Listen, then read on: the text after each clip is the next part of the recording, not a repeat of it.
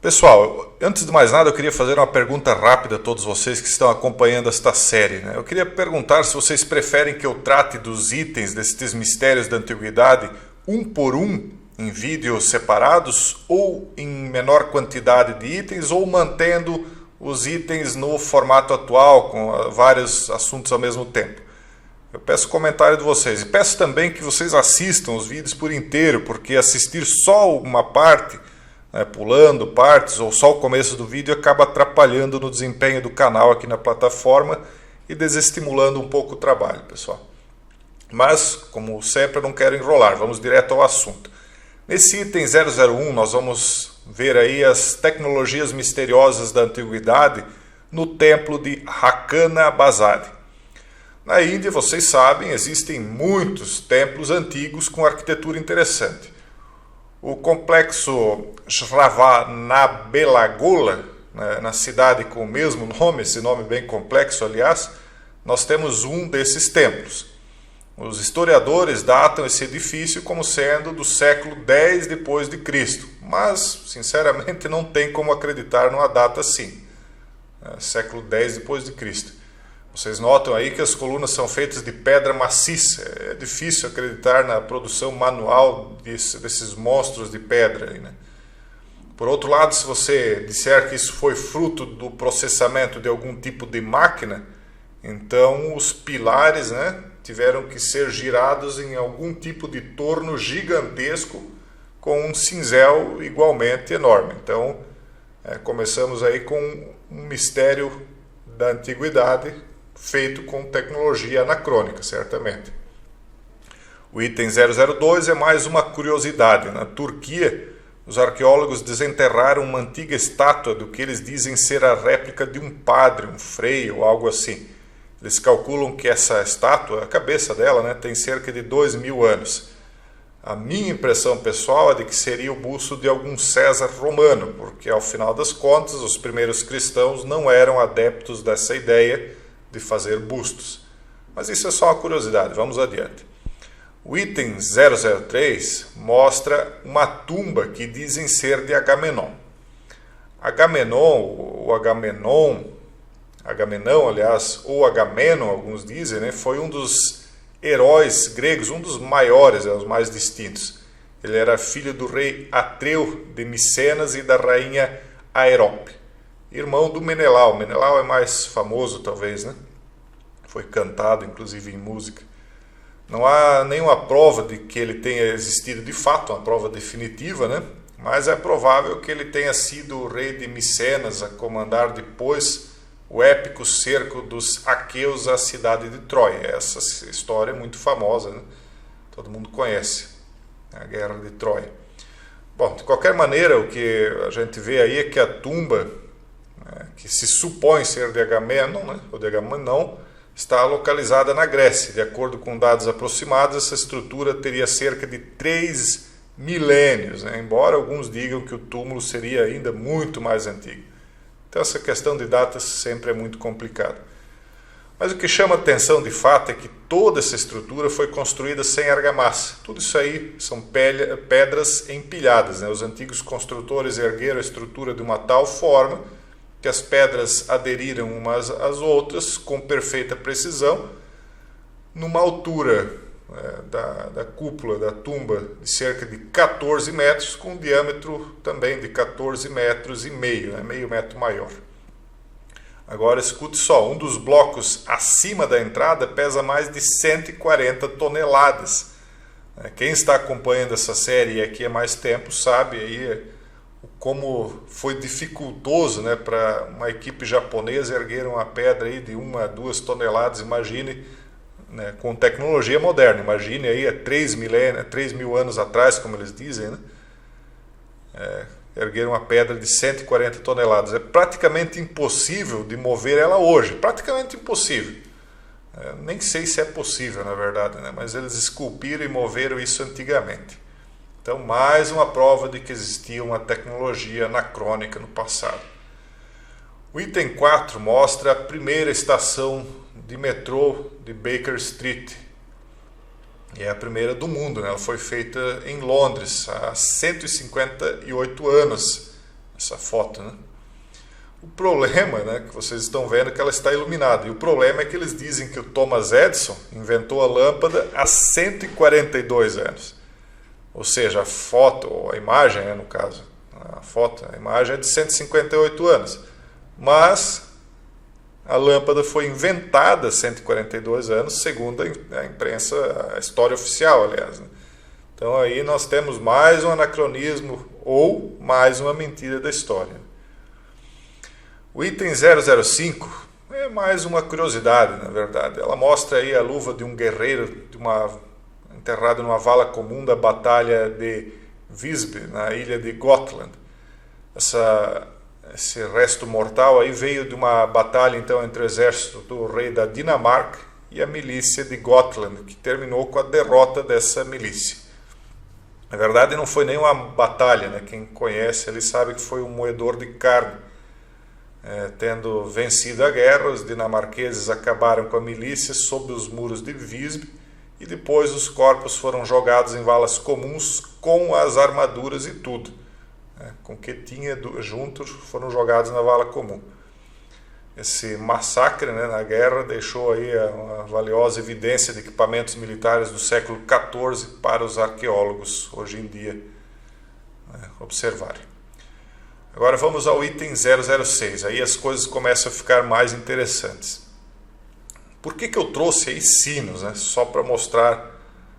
Sinos? Não. Foi para mostrar como a história é criminosamente apagada, para quem duvida disso, né? Aí nós vemos fotos de um sino criptografado de Svenigorod. Em 1667, em Moscou, o mestre dos sinos Alexander Grigoriev lançou o sino mais famoso do mosteiro Savino Storozhevsky, né, que fica perto de Svenigorod. Na verdade, Svenigorod Bolshoi Blagoveshchnik. Né? Então é um nome russo bem complicadinho aí de pronunciar. Ele pesa, ou pesava, né, cerca de 34 toneladas. Agora veja o interessante, do lado de fora do sino havia inscrições em 9 fileiras. As 6 superiores estavam no idioma eslavo, da igreja antiga, e as 3 inferiores eram uma criptografia, ou seja, uma escrita em enigma, com 425 caracteres. O texto das inscrições foi provavelmente compilado pelo czar Alexei Mikhailovich. Ele teria feito isso pessoalmente. Em 1941, e é nesse ponto que eu queria chegar, todos os sinos do mosteiro Savino Storozhevsky, né, foram removidos e derretidos. Então, o que restou aí para vocês, para nós, né, foram essas fotos. Então, o que eu quero dizer com isso? Que a história é apagada. Os comunistas, eles foram provavelmente os maiores mestres, os maiores especialistas em apagar e reescrever a história. Nós vemos isso num exemplo bem simples, que foram as personalidades apagadas de fotos ao lado de Lenin e Stalin, por exemplo, que eram comunistas, né, que lutaram ao lado deles, mas depois se tornaram inconvenientes e eles foram simplesmente apagados das fotos e da história. Até mesmo Trotsky, né, um personagem comunista que era muito importante, muito conhecido, Stalin tentou apagar ele da história. E para que derreter sinos historicamente tão valiosos, né, por simples metal, pela necessidade de ferro? Claro que não, foi para apagar a história também. Mas nós estamos aí numa época de revelações, né? A internet ela está possibilitando nós buscarmos a verdade que foi enterrada no passado.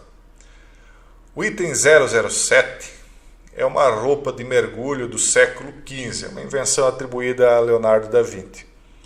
Os modelos foram feitos de acordo com os desenhos do próprio Leonardo, né? Alguém replicou esses modelos, foram testados e funcionaram. Mas por que eu trouxe isso? A questão aqui não é exaltar uma suposta genialidade do Leonardo da Vinci. Isso aí a gente fala até na comunidade fechada sobre esse cara. A questão é de onde ele buscou a ciência para tantos conhecimentos de tantas áreas de estudo diferentes. Ah, ele era um gênio? Acredite quem quiser. A pergunta que eu faço é: com que entidades ele se comunicou para buscar essa ciência? Mas não vamos nos alongar aqui muito nesse item. Vamos para o item 008. As pessoas mais famosas e misteriosas da América pré-colombiana são muito desconhecidas por todo mundo. Eu imagino assim que a maioria de vocês, talvez até ninguém, já ouviu falar. Quem já ouviu falar, até escreva aí. Ah, eu já ouvi falar, já conheci até, pode escrever aí. Mas são os Anasazi. Quase ninguém ouviu falar dessa gente. Os Anasazi, esse nome, né, foi um termo utilizado para designar os chamados antigos. Então é um termo navarro. Navarro, já vocês sabem, né, são uma tribo indígena da América do Norte, bem conhecida, bem espalhada bem pelo continente, né? Pelo território. Então eles chamavam de Anasazi, esses pré-colombianos. Só que o problema, primeiro, os Anasazi eram considerados muito antigos e eles eram muito diferentes de todas as outras culturas da América pré-colombiana. Então, por exemplo, eles construíram essas moradias únicas aí, né? Enquanto os índios comuns viviam em tendas feitas de pele de búfalo. Vocês já viram aí várias fotos da antiguidade. Até na época das fotos eles ainda viviam em tendas feitas de pele de búfalo. Mas os Anasazes, eles literalmente esculpiram as casas em rochas duríssimas e em grandes altitudes, né? A escultura dessas casas aí tinha vários andares, né? A cidade de Anasazi, que foi uma verdadeira metrópole antiga, né, seria do período de 1050 a 1130 depois de Cristo, e eles calculam aí que tinha 2.300 pessoas vivendo lá. Ela era onde hoje fica o Four Corners dos Estados Unidos, né? A questão também é que ninguém sabe de onde é que surgiram essas pessoas dessa cultura e nem para onde que eles foram parar. Eles simplesmente sumiram misteriosamente de uma hora para outra e deixaram para trás apenas as suas casas esculpidas na rocha e outros vestígios aí de uma cultura extremamente avançada para a época. Não era comparável com ninguém dos vizinhos deles naquele país na época. Isso nos leva também ao item 9. Essa imagem ela vem do sítio de El Peruvac, de Petén, na Guatemala, né, e remonta ao período clássico tardio, de cerca de 1.400 anos atrás. Quando falo datas, né, pessoal, quem está acompanhando a série já sabe, não levem isso tão a sério, porque essas datas muitas vezes não são precisas, é o que eles estimam, né, os historiadores, né. O mais incrível é que ele tem um capacete. O capacete dele é removível. E olhe bem o que tem na frente do capacete. São 2 discos que lembram algo como pequenas antenas ou radares. Agora, olhe bem essa imagem do item 10. Se estima que essa imagem aí seja de uma pedreira também de vários milhares de anos atrás. E com certeza tem de ser de milhares mesmo. Ela foi escavada em diorito, mas só que, para quem não conhece, o diorito é uma espécie de rocha muito dura, é duríssimo. Em tese, então, não existia ferramenta forte o suficiente para cortar esses enormes pedaços de rocha de diorito naquela época, né? Ainda mais nesses ângulos perfeitamente retos, como nós podemos observar aí, sem deixar marcações. Porque a gente sabe, né, que eles podem ir com talhadeira e abrir rochas, isso é possível, mas aí não se vê marcação nenhuma, né? Está perfeitamente reto. Então, mesmo hoje em dia, seria muito difícil fazer algo assim, né? Imagine milhares de anos atrás. Então, a tal da ciência oficial, mais uma vez, não sabe dizer nada sobre isso, ou melhor, aqueles que estão por cima e controlando a ciência oficial, a história oficial, eles sabem. Mas os historiadores, eles são treinados de uma tal maneira que eles não conseguem explicar dentro do método tradicional como é que essas pedras foram cortadas.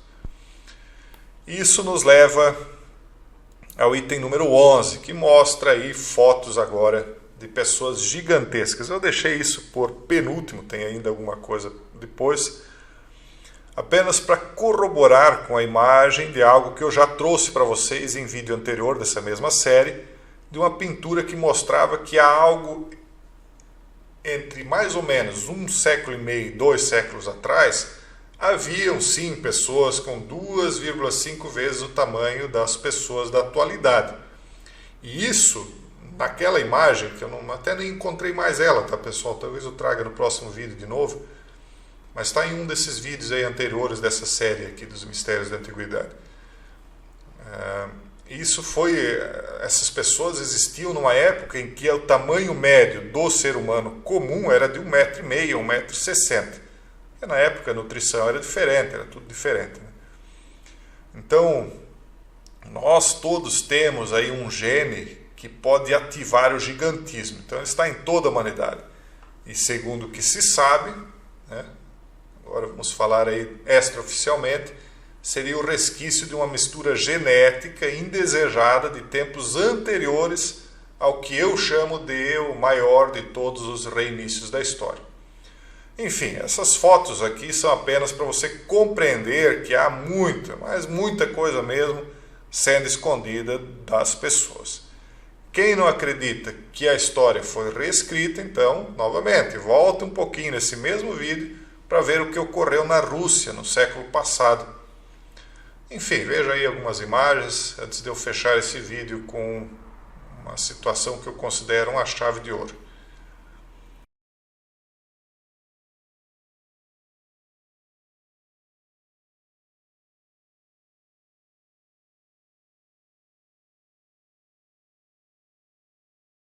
E para finalizar, eu trago aqui o item 12.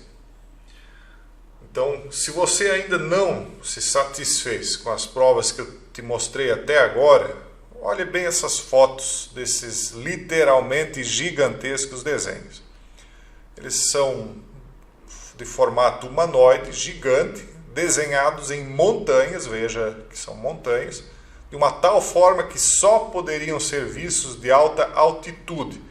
Para que alguém desenharia algo assim há milhares de anos atrás, né? Então, como há milhares de anos atrás supostamente não existiriam aviões, como é que você explicaria esse mistério? Mais uma vez, a história oficial não explica. Mas na verdade, né, meus amigos, a história da humanidade ela já foi resetada mais do que uma vez.